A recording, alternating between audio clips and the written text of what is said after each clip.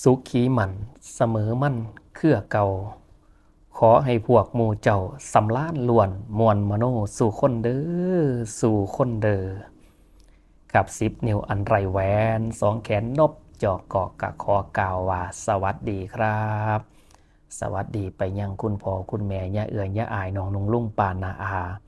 ตลอดถึงมิตรหมอแคนแฟนหมอเพลงนักเลงหมอลองยาพี่น้องหมอพินศิลปินหมอลำผู้มาคำพญานำกันเบิดถูกหม่องกะละแมนถูกบอลละกะสบายดีพี่น้องทางสปปลาวสุขกับมังหังกับมีมันยืนเด้อพี่น้องเด้อเสียงนี่หลายคนคุณจดจำกันเป็นมันแกนฝากแฟนให้ทรงโยสู้ย่องทองพญาแม่นบ่ได้พอนาแต่หากว่าได้ยินเสียงเลี่ยงเป็นก่อนสุนทรสารนำสู่ศรัทธาเจ้ามาส่งเสริมศิลปะเขาโบราณเฮาแต่กี่ก่อนให้มันติดแอนแตนให้มันแน่นอ่อนตอนบ่สูญสิ้นทินอีสานสันเด้อพี่น้องเด้อช่วงนี้กลับมาพบมาพอกับจานคู่พงคนพญาลูกชายหลาคุณพ่อคุณแม่นะครับมากระเทาะความเบื่อหน่ายทำลายความเขียดกระเบียดความเหงาเขย่าความสุขปลุกใจในคำพญามรดกตกทอดสืบห้อยตาว่าห้อยปูบ่ให้มันสูญสลายไปจากคนบ้านตาเฮาของกินบ่กินมันกะเนาของเก่าคันบ่เอามาเว้ามันกะหลงมันกะลืมแม่นบ่พี่น้องเฮาโดยเฉพาะมูลมังสังขยาภูมิปัญญาพญาเฮาเนาะก็ต้องเอามาสืบสารเอาไว้เพื่อว่าให้ลูกให้หลานผู้เกิดใหม่ใหญ่รุ่น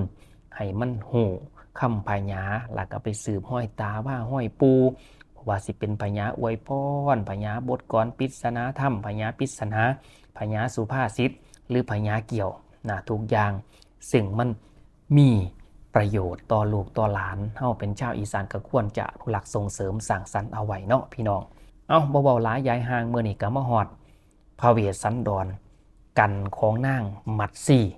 กันมัตสีกันที่เก่ามาฟังว่าเรื่องเล่าเพิ่นสิเป็นไปจังไดแน่หลังจากฟังกันที่8ไปแล้วกันที่เก่ากันมัตสีหลังจากพระเวทท่านกันหาชาลีเรื่องเล่าสิเป็นจังไดมาฟังเรื่องจานคู่พงสิเว้าเป็นพญามวลๆให้ฟังกันมัตสี90พระคาถาก่อนสิฟังกันนี่พี่น้องญาติโยมเฮาก็สิมีการจุดเทียนบูชากัน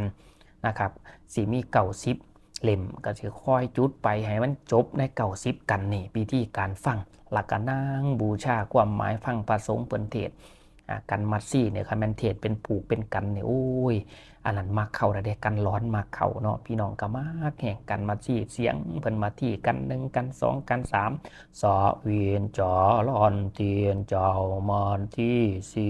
สองเกมปุ่นว่า เสียงบดีก็อยากเฮ็ดน้ำเพิ่นเนาะเห็นเพิ่นเทศนี่ล่ะเป็นสิเนาะฟังปัญญากันนี่มัดที่น้องมัดที่พองพันฉวีเข้าไผ่ลี่หาอาหารศอกอยู่น่านบ่ทันใด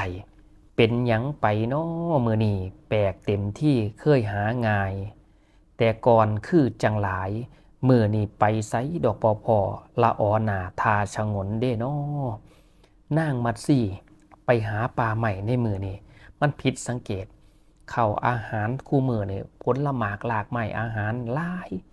สิเก็บใส่กะตาหาบมาเลยแต่มือนี่มันเป็นหยังคือหาบบ่ได้เพราะเทวดาดลบันดาลผลหมากหลากไม้ก็บ่ค่อยให้มีให้นางเก็บได้โดนๆเพื่ออยากให้พระเวทท่านกันหาซาลี่ละกายกันหาซาลี่ก็บ่ยภาพในนี้บ่ฉะนั้นมัดที่กลับนี่จังได้ก็บ่ได้ท่านนั่นนะ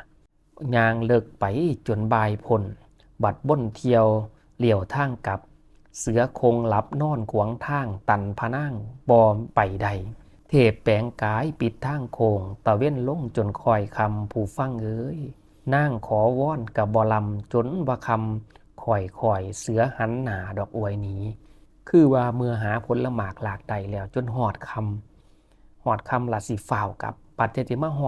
อดเสือเหลืองเสือโคงซึ่งเทวดาแปลงกายมาเป็นเสือเหลืองเสือโคงเสือเหลืองนอนตันทางไว้นั่งกระยานสั้นสายแล้วบ่เคยเห็นเนาะขอวอนน้ำโอ้ยท่านพญาเสือเอ้ยผู้ขาสิฝ่าวกับเอาผลละหมากหลากใหม่ไปให้พระเวสสันดรแล้วก็ลูกกันหาซาลี่หลีกทางผู้ขาก็บ่หลีกจนว่าท่านเรียบร้อย สู้โศกผ้ากันหาซาลีหนีเสือจังกลับหนีออกนี่เรื่องเล่ามันเป็นจังสันเด้แล้วกับพระนางเฝ้าเต็มที่มัดซี่แลนกังวลหลายพ่อแม่เอ้ยโอนอสายอุทธรข้องสีสองทางอ่อนหิวหลาบัดกลับมาสองพี่น้องใส่ข้องทางหับคือเก่าบ่เด้คือบ่เห็นน้อไปทูลถามขอหูกาวพระเวทเบากาวหายไปหาเล่นบ่ห่วงหลังเมื่อนนางมัดที่กลับมาหอดอาสมบทแล้วก็บ่เห็นลูกแลนออกมาหาก็ไปห้องไปหาก็บ่เห็นก็เลยเขาไปทูลถามพระเวทสันดร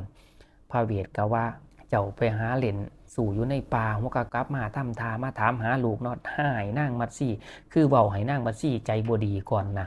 สิหาเอาความผิดยกให้นางมัดซี่เว้าซื่อๆซะ กันนี่เป็นพระเวทก็เป็นสันเนาะบ่อยากยอมเราบ่อยากบอกตรงๆนะอ้อมค้อมไม่ได้มันสิบอกที่หลังนะความเสียใจทั้งสองข้างย่างจนตัวบ่มีเห็นผู้ฟังเอ้ยโอนอเว้นสั่งมาทำถามพระองค์กระทรงนิ่งใจและขิ้งอิดอ่อนลาเจ็บอุล่านามตาหัวเสียใจเด้ในค่ำผัวลูกของตัวหาบ่พอทุกใจหย่อใส่พระนางถามไปถามมาพระเบศกับบ่ปากบ่ติงนำก็เสียใจในค่ำพระเบศว่าไปหาเหรียญสู่อยู่ในปอกในป่าจังสันจังสี่ค่ำมืดปืดตาจังกลับมาก็เสียใจน้ำตาพานัวอยู่บาบอยู่พระเจ้าเนี่ยมัดซี่เกิดอ่างวางโลกกายังเกินคว่ำถอนสลบนอนอ่อนสังขารนาเวทสันดอนเจ้าจนลื่นข้าวตกใจเต้นเห็นพระนางลมเท้าถือดาบทกะลืมข้าวนั่งเอาขึ้นปานามกันแสงซ้ำให้ใส่เมียพระเวทได้ปะเจ้าเนี่ยพระเวทมัดซี่เบาจังสันเสียใจสลบลมเท้าลงพระเวทก็ตกอกตกใจบาเป็นนางมัดซี่ตายก็ไปนางขึ้นมาลืมมากระของเป็นฤาษีบ่ถือเนื้อตองขิงผู้หญิงเนี่ยก็ลืมความเป็นห่วงเนาะคนเฮาเมียขึ้นเอาน้ำมาเป่ามาโป้มแล้วบัดเนี่ยให้ใส่เมียอ้ายนี่พิษเบาบ่เอื้อจนหูเมื่อขิงกับนางเอ้ยฟื้นจากลับนางมัดซี่บอกพี่ท่านบุตรตาน้อยพานั่งพ้อยคิดน้ำหนาโมทนาน้ำทานในใจลึกยั่งสงสารแต่หากท่านพี่ตองแล้วนางแก้วกะส่วนย่อมอนุโมทนาสั่นแล้วนะเห็นบ่บัดเตือนเนี่ยเมื่อเฮ็ดนางมัดซี่ฝืนตื่นลงมาโฮดน้ำเต่าเกี่ยวโฮดเอาน้ำปลาพรมนางมัดซี่ตื่นขึ้นมาก็เลยเบาเรื่องเล่าต่อฟังบรรกันหาซาลี่พีท่านให้พามไปแล้วหวังผู้ที่ย่านหวังเป็นพระพุทธเจ้าสิได้ตัดกิเลสตายค่ายกิเลสออกว่าสันว่าให้น้องอนุโมทนาน้ำอ้ายสาเพื่อ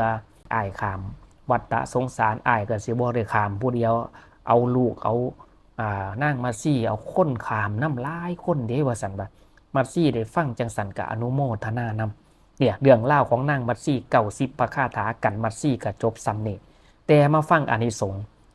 เว้าเป็นพญาก็แต่เว้าพญามวลๆเนาะพี่น้องเนาะมัดซี่กันตอนนี้มี90พระคาถาไผบูชาอานิสงส์สิทรงผลเป็นคนดีใดทรัพย์สินหลายในโลกหนาผลผลาผ้ามีมังโภคกทรัพย์เต็มคั่งอังเงินค่ำกำจ่ายใส่สมบัติใดดอกกายกองเนี่ยผู้ใดบูชากันนี่ได้ฟังเทศกันมัดซี่ผู้นั้นได้ไปเกิดเป็นคนกสีมังสีมีสุขกับมังหังกับมี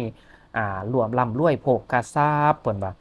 มีรูปโฉมควรตาจ่องงดงามพองท่องโสภากว่าบรรดาคนทั้งหลายถูกทิดไปสบายเหนือสุขเหลือเฟื่อห่มลังเขาอายุเย้ามันยืนยิงอยู่เบาใจซ้ำบายขิ้งถูกซับประสิงคือปั่นใดโซ้มด่างปรารถนาสั่นเด้อพี่น้องเด้อคือไผจับได้บูชากันนี่ได้ฟังกันนี่รูปโฉมกสิงดงามผิวพรรณวรรณะพองใสอายุยืนยาวหมันพันปีบ่ได้ลามีเดชาเกียรติกองคนกะหย่องก้าวค้านมีแต่หัวหยามน้ำย่ามยศปากดไกสุขสดใสในเมืองคนกลัวเขาทั้งข่ายว่ากันมัดซี่ก็ดีไปเนาะคอคิดถ้ำลูกทุกหนาคือตาหน่วยเทิงสองดวงคืออกส่วงคือหัวใจพ่อแม่ไผก็คือนั่นผู้สำคัญในโลกนี้หูบุญมีต่อคุณทานเป็นลูกแก้วลูกขวัญกตัญญูยาเป็นหนี้ชีวีนั่นสิเจริญคือขอคิดในดวงนี้ลูกเป็นที่หักของพ่อของแม่ทุกคนแม่นบอกอันความรักที่แม่มีต่อลูกเป็นว่าจิตพันผูกห่วงใยไม่เสื่อมสูญ คือทวยเทพประเสริฐลูกเทิดทูลบรรยายคุณของท่านนั้นไม่พอถึงแม่จนทนเลี้ยงได้ไม่ทุกข์หนักเท่าลูกรักประพฤติตนเป็นคนชั่วลูกกี่คนทนเลี้ยงได้ไม่มองมัวหากลูกตัวชั่วและยำช้ำจนตายก็ใครเล่าคนแรกที่ลูกเห็นก็ใครเล่าที่เป็นเช่นกล่าวไขพระคุณล้นจารึกในหไทยมิใช่ใครที่แท้แม่เราเองในกันมัดซี่เนี่ยเป็นห่วงลูกให้ยนสลบตายทุกคนล่ะลูกกับของซีดีซีซัวกับลูกตัวตัดบ่ไม้ขายบ่ได้แม่นบ่ทุกคนนั่นล่ะไผสิลูกไผสิว่าลูกกับของซัวกับแม่ก็ยังว่าลูกกับของดีกันหาชาลี่นี่นางมัดซี่ก็หักทุกคนฉะนั้นต้องตอบบุญแทนคุณสิ่งสำคัญให้หูตอบบุญคุณทานเป็นลูกแก้วลูกขวัญกตัญญูยาสุเป็นหนีชีวินันสิเจริญกตัญญูกตะเวทีแสนดีเลิศเป็นเครื่องเชิดชูสง่าเพิ่มราศีเป็นรากแก้วของตนของคนดีเป็นสักขีชี้ให้เห็นว่าเป็นคนนั่นเด็เนี่ยกันเนี่ยกัดจบลงซ้ำเนี่ยให้เห็นถึงการอนุโมทนาทำบุญระวางนางมัดซี่กับพระเวทผัวเมียทำบุญบ่ผอมพ้นบุญบ่เต็มส่วนบุญขั้นบ่เพี้ยนก่อสร้างสีหลายใดจังใดฉะนั้นเวลาทำบุญตักบาตรหรือเมียไปวัดผัวไปวัดผู้เมียอนุโมทนานำผัวบ่ได้ไปกอนุโมทนานำสาธุเท่าก่อนสิไปวัดละเด้อสาธุนั่นทำบุญให้มันได้เต็มส่วนอนุโมทนามันจังหลายแห่งท่านแห่งใดแห่งไห้แห่งมีท่านมาแล้วก็เป็นของพวกเจ้าคือเก่ามันหักไหลหลังเขาคือน้ำเมนาที่สั่นตัวนอกเอากันมัดซี่กัดจบลงม้วนๆจากทางรายการพี่น้องเฮาก็ขอให้พี่น้องมีแต่ความสุขกับมังหังกับมีเด้อเจ้าฟังมื้อนี้ให้สมดังใจหมายฟังไปหลายแล้วก็จิตใจยิ่งกว่าแสงมีจิตใจส่องแจ้งจังได้มาฟังพญามีศรัทธาเหลือหลายจังมานั่งมาฟังมาสร้างสาธุเด้ออย่ามีทางจนให้สุขกายใจให้สมดังปรารถนาอีหยังขอให้เจ้านั่นได้สมดังบโนสู่คนเด้อพี่น้องเด้อสุขกับมังหังกับมีสวัสดีครับ